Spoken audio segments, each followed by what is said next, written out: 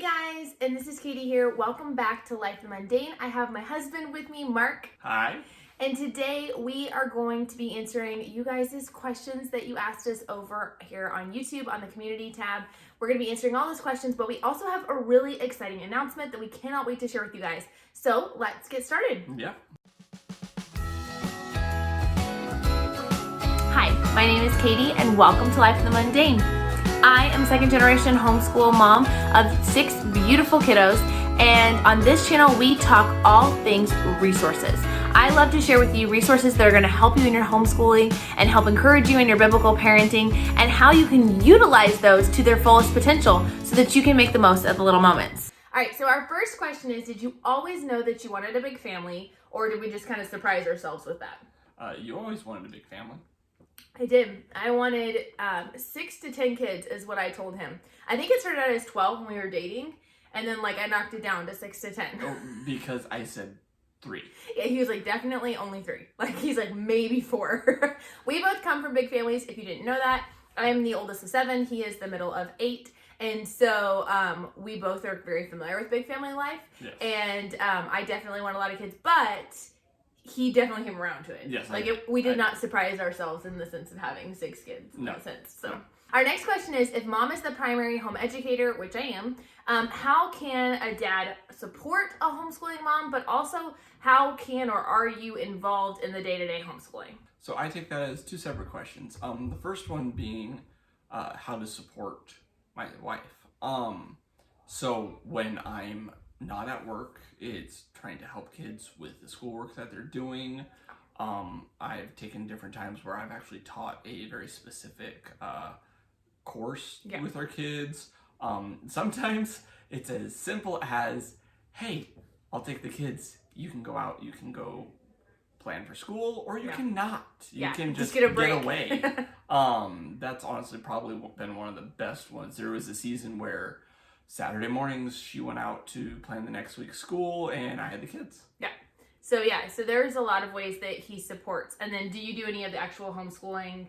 You kind of answered that. Yes. Not on a regular basis. Typically, no, but every once in a while I'll take a course that I'll teach. Yeah, he's done some of the campfire curriculum with the kids, which is kind of designed for dads to do with their kids. And so he's done some of that. And then, he'll do things here or there. Primarily, I do the homeschooling, but like you said, he's super supportive and very, very helpful and just letting me talk through things, letting me just kind of vent and just being a listening ear, and also not trying to fix all the problems. Yes. So just letting me kind of talk it through, and then he'll ask me, he'll be like, would you like some help figuring that out? And I'll be like, sometimes I'll be like, yeah, I do. I need help figuring out. And other times I'm like, no, I just need to talk this through. And he's like, all right, I can do that. Yeah, and sometimes when it comes to curriculum choices, it's if she wants help or advice, I will do that. But since she is the primary teacher, I would teach and learn different than she does. Yeah. And so for her to force her to teach something that I think is perfect when it's not her teaching style means the kids aren't getting the most out of it. Yeah. So we decided a long time ago that I would be the one that would decide on the curriculum. I do consult him heavily when it comes to Bible, and make sure that he is good with all of that. But other than that, unless I get stuck on something, I usually do the picking. The next question actually has to do with picking homeschool curriculum, and that is, how do you decide on curriculum after you've looked at the styles and what kind of approach you like? And I will say I always start with style and approach. Those are always really important, is to know what teaching style best fits you, what learning style best fits your kids. That is super helpful. But I also then consider budget. Setting a budget, having an idea of what you can afford is really, really, really important. There are curriculums out there that are completely free. There are curriculums out there that will cost you an arm and a leg. Both can be very, very good, but they are designed for different seasons. Oftentimes, not always, but oftentimes the ones that are cheaper are going to cost you more time, but save you more money. And the ones that are more expensive are going to save you more time, but cost you more money. And so that's not always the case, but it's just good to keep that in mind. And so some seasons, different things might be best for you. I also recommend getting your hands on the physical book if you can, looking at YouTube videos, flip throughs, do lessons with me, those kinds of things. But also if you have a Mardell's in your town, or going to a local homeschool convention and being able to touch and flip through and look at the curriculum can really be helpful. Yes. All right, the next question is, do you make time for just the two of you? Do you do date nights? Do you guys get out on a regular basis? What does that look like? Yes and no. So for date nights, we get date nights usually around our birthdays. We each will do a date night around our birthday, and maybe for anniversary, maybe for Valentine's Day. So it's probably once a quarter or so that we get a date night. But we still can prioritize time together without actually having to do a date night. We do have friends and family who can help babysit. We actually, like I said, come from big families. A lot of them are in town. So we do have babysitters. But we oftentimes just like to find the smaller mundane moments to kind of capture and be together. Whether that's like, hey, one night a week. A lot of times on Friday nights, the kids will do a movie night downstairs, spend the night together and watch a movie. And then we'll just have kind of an at-home date. Yes. It's not that we don't want more dates. Yes. It's just, practically speaking, they're difficult right now. Yeah. Another thing we've been doing is, if you guys have been following me on Instagram, you know that we've been doing the Challenge 75 Hard, which I'm not going to get into all of that, but essentially it involves taking and doing outdoor workout every day. And so we have been taking walks every day together. A lot of times before the kids wake up, or maybe later in the evening or afternoon. We got them a phone. We got them a Gab phone, which has been amazing. If you guys aren't familiar with it, essentially is a phone that has no internet on it whatsoever. It looks like a smartphone, but it has the ability to phone, call, and text. And so since we were able to get that, we just kind of walk around our neighborhood, and we have the security of knowing they can get a hold of us if they need us, and we don't have to worry about what they might get into.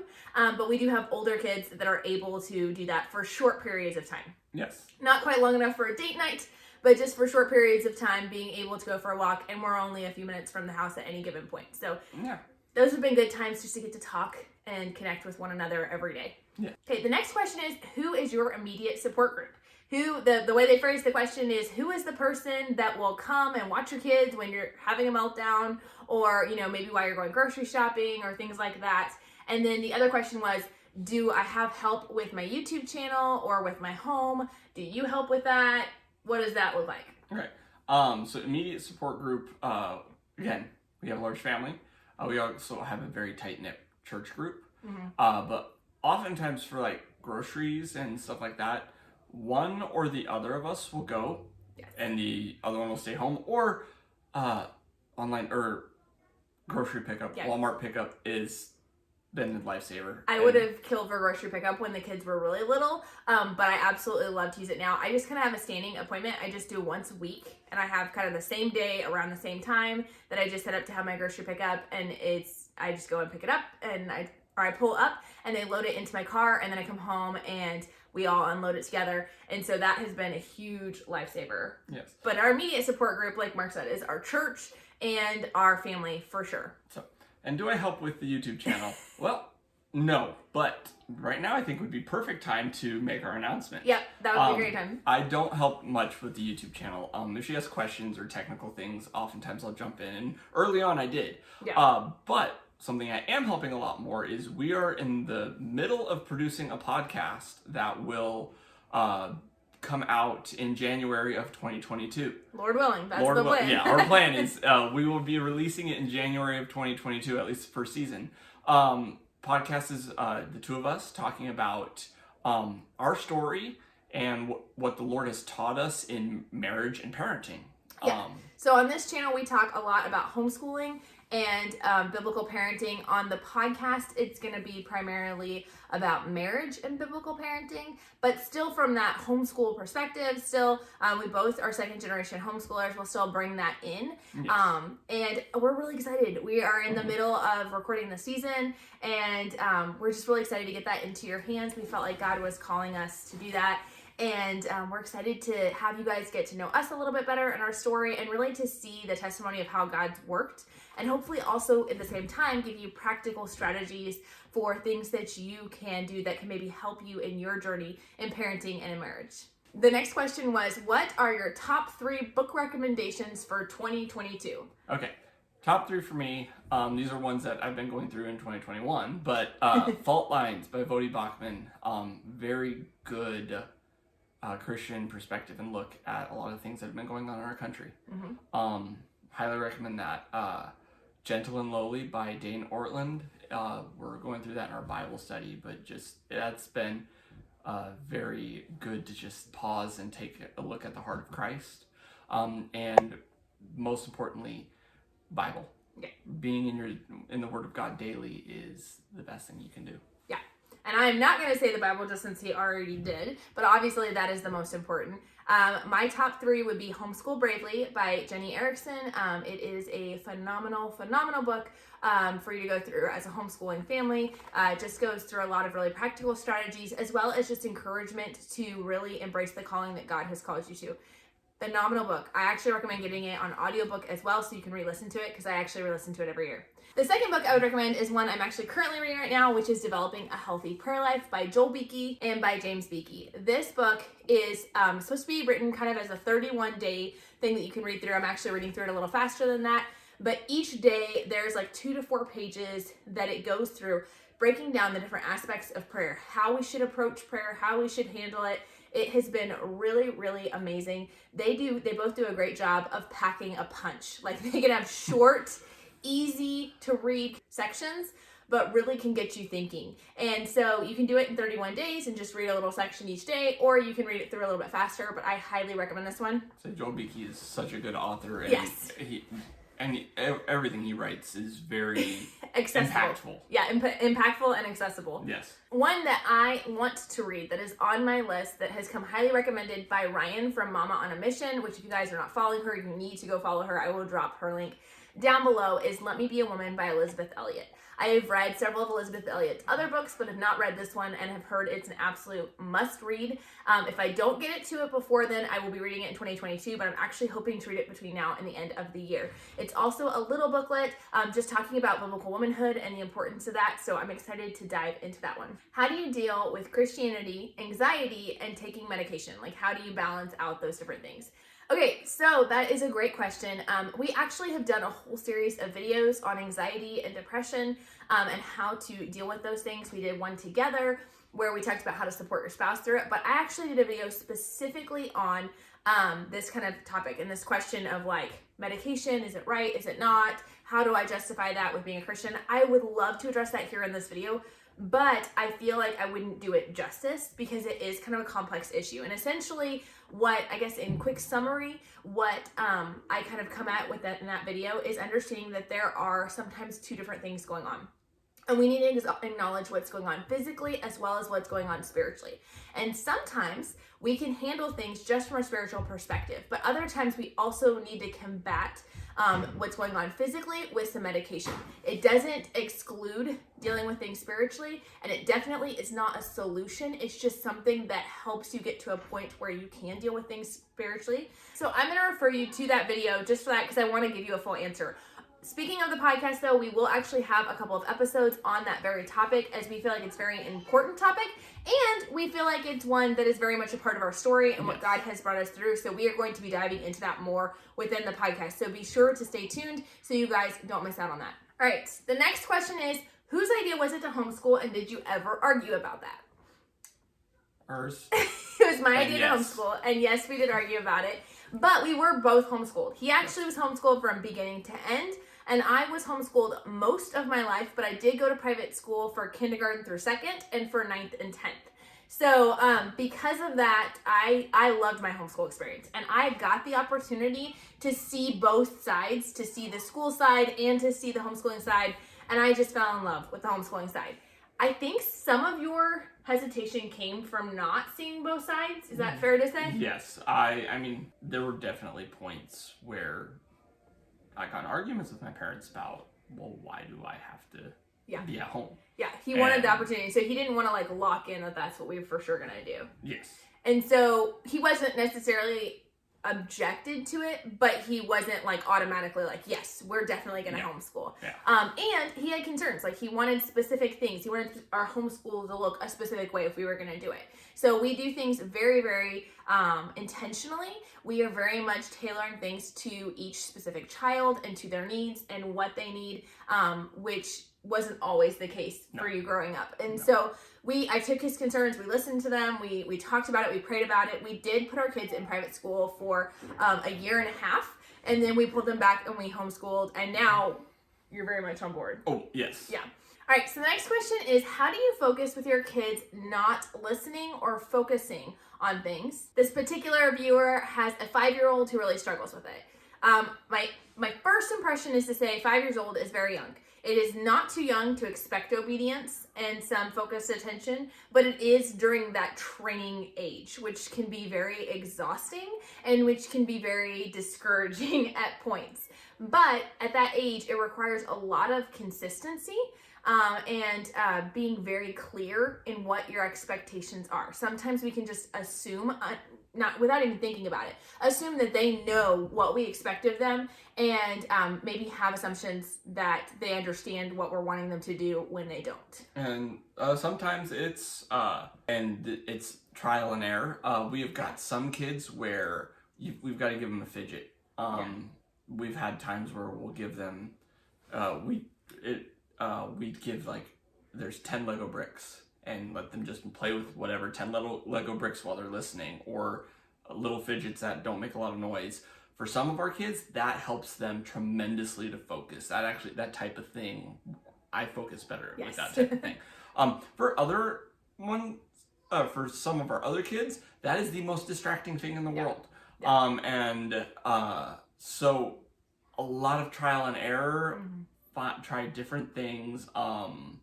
Sometimes background music, just white noise type thing. Yeah, and it kind of depends on if you're talking about during a school setting. Like, a lot of those strategies are for more school setting when they need to focus. Again, it just kind of depends on the situation. It's a little hard to give specific recommendations just on that amount of information. Or one blanket answer. I do encourage you to practice obedience outside of the situation, right? So we need to expect our kids to obey. We need to have clear expectations communicated to them that are age appropriate. And we need to follow through with that and be consistent.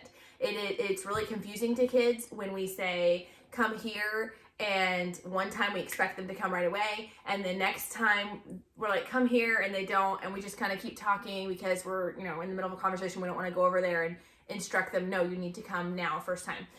So being really consistent, which is so much easier said than done. But the other part of that is practicing that outside of the situation. So playing games with your kids where you're like, okay, we're going to practice. I'm going to send you, you're going to go in the other room and I'm going to call you. And when you hear me call your name, you're going to say, yes, mommy. And you're going to come running in and playing those games, and then praising them excessively when they're obeying and when they're doing that. Continuing to play that, you can get further and further apart where you're calling for them or they're in different parts of the house, and get them to the point where when they hear that name, they know they need to come. That's just one example, but just kind of playing games like that and just encouraging a lot when you do seeing them obey is always very good. All right, we have couple last questions and then we're going to wrap this up. But one of the questions is, what time do you get up and what time do you go to bed? Do you get up before the kiddos? Okay, yeah. So what time do you go to bed? What time do you get up? And do you get up before the kids? This varies. Like, every day is not the same. My job requires me I get up about 4 a.m. every day for my job. And so I try to go to bed around 9:30. Sometimes a little earlier depending on how hard we've been running. And I try to keep that schedule to stay on board with him as much as I can, but there are some days where I sleep in a little bit later, or I stay up a little bit later. As far as getting up before the kiddos, in general, yes. I seek to do that. I struggle a little bit. The hardest month seems to be November, and I feel like it's because when it's starting to get colder and the time change throws me off really bad. So it's always harder for me to get out of bed beforehand, but I still most days am up before the kids. Now, I will say, I don't know where you are in your season, but if you are in the newborn season, that's not always practical. It's not always feasible, it's not always practical, or if you've got really, really little ones. My kids are older, they're starting to want to sleep in more and things. So I do find it helps me so much to be awake before them so I can be in a good attitude and a good spirit. But just know, if you're not in that season, you're not a bad mom. And it's not like it's the absolute best thing for success. If you're not in that place, that's okay. All right, our last two questions. So Leilani over at Living with Eve knows this very well. And she knows that my husband is a huge Star Wars fan. My whole family is a huge Star Wars fan. And even though I'm wearing a Star Wars Christmas shirt, I do not watch Star Wars. I know very little. I'm learning. I learn a lot more about Star Wars because my family's obsessed with it. But she wanted to know who you would be as a Star Wars character, and who would you think I would be, and why? And why? That's the hard part. I think you would be Rose. She's very motivated to get things done and probably fair. And works very hard at what she does. Myself, I hate trying to compare myself. So probably R2D2. R2D2. Why? I like to build things. I like to work on things, and he's an astromech, so he's a mechanic. All right, our last question, just leaving it off. What piece of advice, if you could give just one piece of advice to Christian dads, what would it be? Be in the Word and pray. Okay. Daily. Be in God's Word and pray daily. I can't stress it enough. I can't. It's the most important thing you can do for your family. Yep. For you and your family. Yep. Well, I hope you guys have enjoyed this video. I will link the videos that we have done previously talking about anxiety and depression if you guys want to see that. And be sure to follow us here, subscribe on YouTube, and go follow us on Instagram and Facebook so you'll be notified when we start the podcast. We're so excited. You'll hear more about it. You'll probably see a few sneak peeks and things like that. And we're excited to share more with you guys as we get closer to January and getting to share that project with all of you guys. We'll talk to you later. Bye. All right, bye.